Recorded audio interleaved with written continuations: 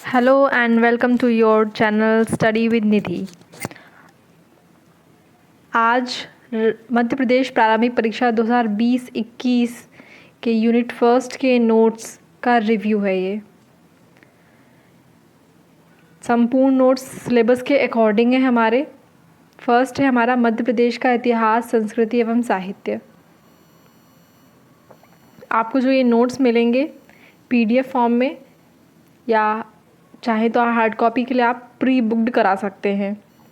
Typed हैं with picture including necessary charts, जितने भी इम्पोर्टेंट चार्ट्स, फ्लो चार्ट्स हो सकते हैं, और मैप वर्क, और जो डाटा है वो ऑफिशियल साइट्स और बहुत सारी एमपी की ऑथराइज्ड जो बुक्स हैं उन सभी का कलेक्शन इस नोट्स में है।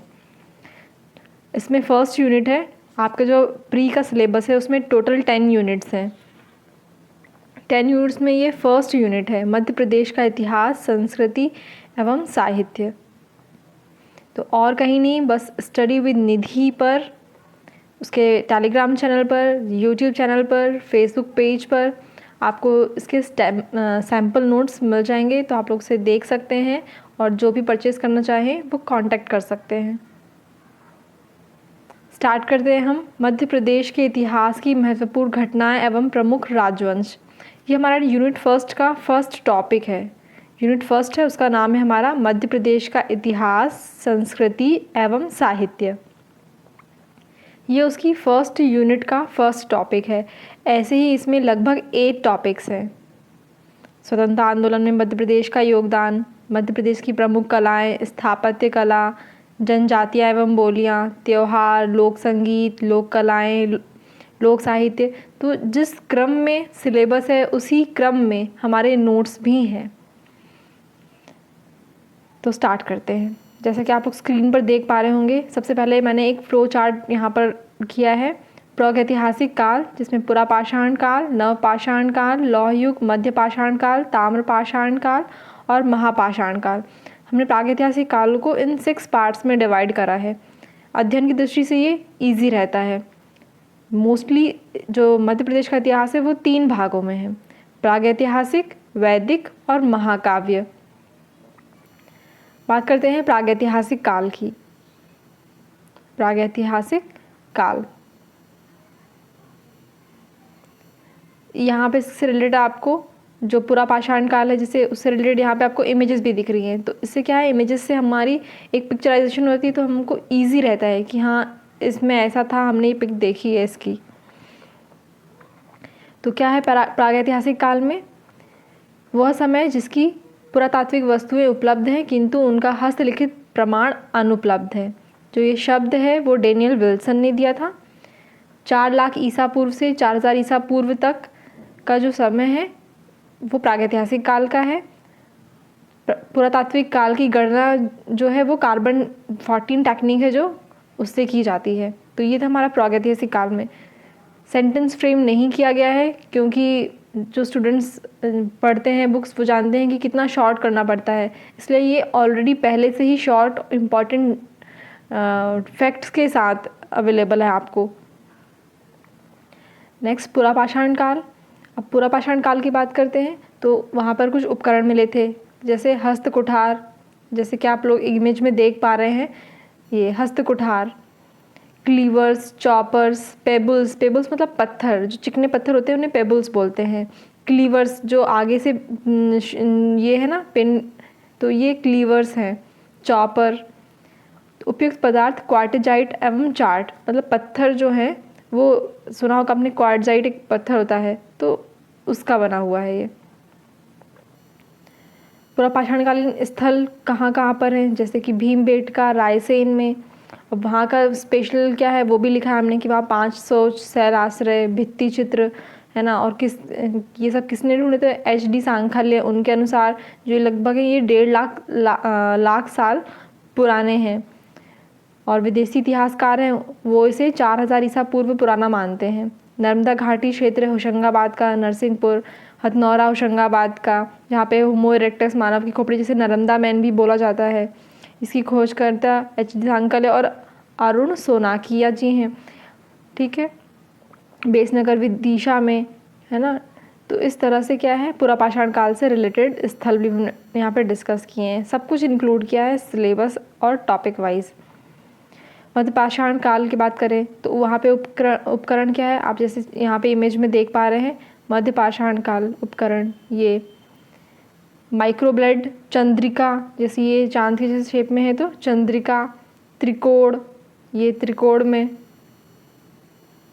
ये त्रिकोण।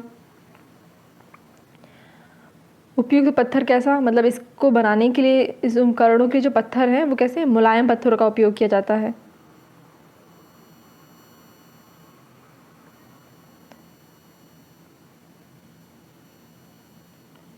कुत्ता जो प्रथम पशु बना, श्रृंगार की सामग्री का उपयोग मिला, ये किसमें, मध्यपाषाण काल में ऐसा हुआ। अब मध्यपाषाण कालीन स्थल की बात कर ले कि मध्यपाषाण कालीन, जैसे हमने पुरापाषाण काल था तो उसमें पुरापाषाण कालीन स्थल पड़ा, मध्यपाषाण काल पड़ा, फिर मध्यपाषाण कालीन स्थल। तो उसमें क्या है, आदमगढ़, होशंगाबाद, वहाँ पर क्या मिला हमको, पशुपालन के साक्ष्य मिले। इसके खोजकर्ता कौन थे, तो बी जोशी जी। भीमबेटका, रायसेन में वयस्क बच्चों की कब्र मिली, यहाँ से वयस्क बच्चों का शवाधान मिला। दीवार पर बने चित्र मिले, जो उसमें कौन से चित्र बने थे, जंगली भालू, सांड, बारहसिंगा। तो इसको कहाँ पे शामिल किया गया है, यूनेस्को द्वारा विश्व धरोहर में शामिल किया गया। कब, तो 2003 में शामिल किया गया है। पचमढ़ी 2 गुफा स्थल हैं, जम्बो द्वीप और डोरो द्वीप। नेक्स्ट, नवपाषाण काल उपकरण, हर्षित हथियार, कुल्हाड़ी, बसूला, सिलपत्थर, ये सब ये देख रहे हैं होंगे आप, ये घरों में यूज़ किया जाता है सिलपत्थर। तो ये उस सामान्य का है, नवपाषाण काल का है, जिसे वर्तमान में भी यूज़ करते हैं।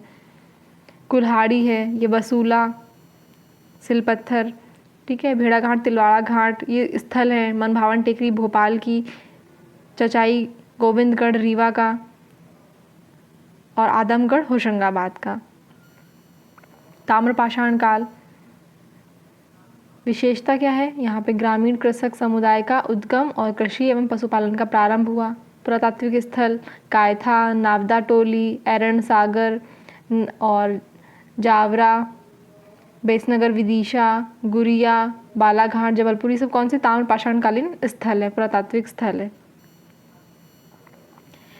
हमने उन स्थलों को मैप में भी दर्शाने की कोशिश की है। अगर आप स्क्रीन पर देख पा रहे हो तो ये मैप है जहाँ पे हमने जितने भी हमने ऊपर पुरातात्विक स्थल पढ़े हैं अभी तक, उनको यहाँ पे डिस्कस करें। जैसे कि ये देखिए, यहाँ पे विदिशा है, ये तो यहाँ पे लिखा हमने इसको यहाँ पे करके, ताम्रपाषाण काल बेसनगर विदिशा। सागर, ताम्रपाषाण काल एरण, ताम्रपाषाण काल का है कौन सा, एरण। कहाँ पर है एरण, सागर में है, तो सागर को डिनोट करा हमने यहाँ पे। रायसेन, रायसेन में क्या है, भीमबेटका, वहाँ पर क्या 506 लास्ट्रा एवं भित्ति चित्र मिले। फिर होशंगाबाद की बात करें, वह हथनौरा, होशंगाबाद का है, हथनौरा एक जगह है, वहाँ पे हमको होमो इरेक्टस मतलब नर्मदा मानव जो है उसकी खोपड़ी मिली, जिसको नर्मदा मैन भी बोलते हैं।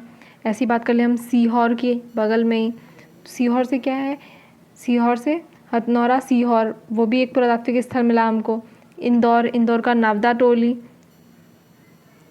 उज्जैन, उज्जैन का नागदा, ये सब कैसे, ताम्रपाषाण, नागदा जो है ताम्रपाषाण काल का है। एरण है ताम्रपाषाण काल का, बेसनगर है ताम्रपाषाण काल का। तो ये क्या है, मध्य प्रदेश के इम्पोर्टेंट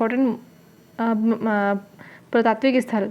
मैप से अब देखकर हमको क्या है, भूलते नहीं हैं हम चीज़ों को, क्लियर हो गया, वहीं क्वेश्चन लिखा वहीं उसका मैप भी मिल गया हमको। इसी तरह से बाकी भी जो पुरातात्विक स्थल हैं उनके बारे में जो भी फैक्ट हैं वो सारे कवर किए गए हैं। जैसे मैंने बोला था आपको स्टार्टिंग में कि इसको हमने 3 पार्ट्स में डिवाइड किया है, प्रागैतिहासिक काल, वैदिक काल और महाकाव्य काल। तो सेकंड हमारा क्या है डिस्कस करने के लिए यहाँ पर, फिर वैदिक काल। वैदिक कालीन जो साक्ष्य थी उसमें कौशिकीय ब्राह्मण, शतपथ ब्राह्मण, ऐत्रेय ब्राह्मण, ये सब मिला। अब किस ब्राह्मण या किस साहित्य में कहाँ का वर्णन है, जैसे कौशिकी साहित्य जो है हमारा, उसमें वर्णन है विंध्याचल पर्वत का। शतपथ में रेवत्तरम का वर्णन है, मतलब रेवा मतलब नर्मदा नदी का। ऐत्रेय ब्राह्मण वो मध्य प्रदेश की निषाद जाति है, उनका निवास स्थल माना गया है।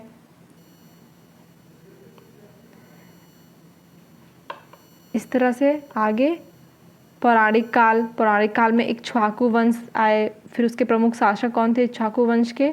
तो है वंश। फिर उसका प्रमुख शासक जैसे कार्तिवर्जनम। फिर महाकाव्य काल आता है। महाकाव्य काल मध्य प्रदेश के सघन वनों को दंडकारण्य से नाम से जाना जाता था। महाकाव्य काल में दंडकारण्य में के अंतर्गत विंध्य पर्वत क्षेत्र, सतपुड़ा, यमुना का दक्षिण भाग और गुर्जर प्रदेश, ये सब शामिल थे। इसके कुछ प्रमुख शासक थे, जैसे प्रमुख शासक में राजा मधु, शत्रुघाती। रामायण के रचयिता जो वाल्मीकि ऋषि हैं, उनका आश्रम भी तमसा नदी या टोंस नदी के तट पर स्थित है। तो क्या है? महाकाव्य काल है। ऐसे ही महाभारत काल में यादव वंश है, जिनके संस्थापक कौन थे? यदु, यथापति के पुत्र यदु जो थे उसके यादव वंश के संस्थापक थे। फिर मध्य प्रदेश में महाभारत युद्ध में मध्य प्रदेश का योगदान हमने वो भी कवर किया है, क्योंकि ये भी मध्य प्रदेश के इतिहास से रिलेटेड है। पांडवों का सहायक बना, कौरवों के सहायक कौन बने, इस तरह की चीज़ें।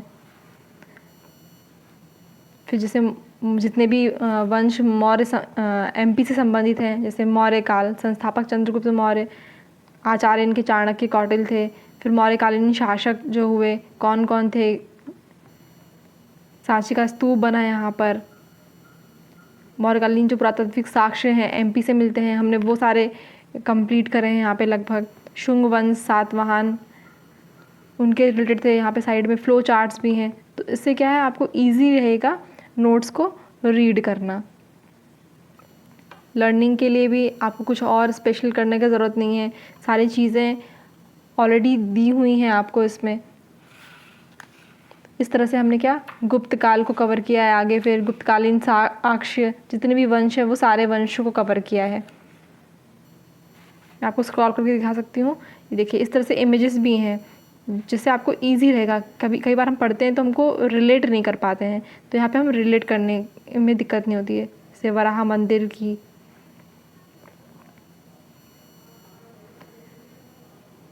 ये योगिनी मंदिर, 64 योगिनी का,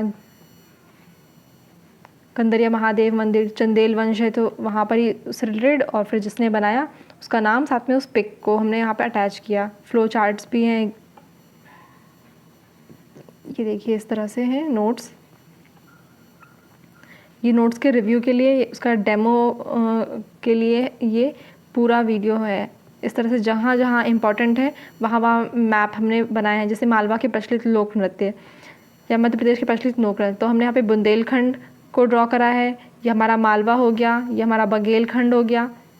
अब हम इससे रिलेटेड जो भी हो, ये निमाड़, अब इससे रिलेटेड जो भी डांस फॉर्म है वो हमने वहीं लिख दिए हैं सारे। आपको यहाँ पे पढ़ रहे हैं और यहाँ पे आपको मैप भी दिख रहा है, तो ये इजी है। होपफुली फ्रेंड्स आपको वीडियो पसंद आया होगा। इस तरह से सारे आपको एक जगह ऐसे नोट्स में आपको कहीं नहीं मिलेगा, किसी बुक में इस तरह से नहीं मिलेगा। मध्य प्रदेश में आयोजित होने वाले समारोह हैं, लाइन से दिए हैं, साथ में उनके पिक्स, डांस फॉर्म्स देखने से भी काफ़ी चीज़ें क्लियर हो जाती हैं हमारी।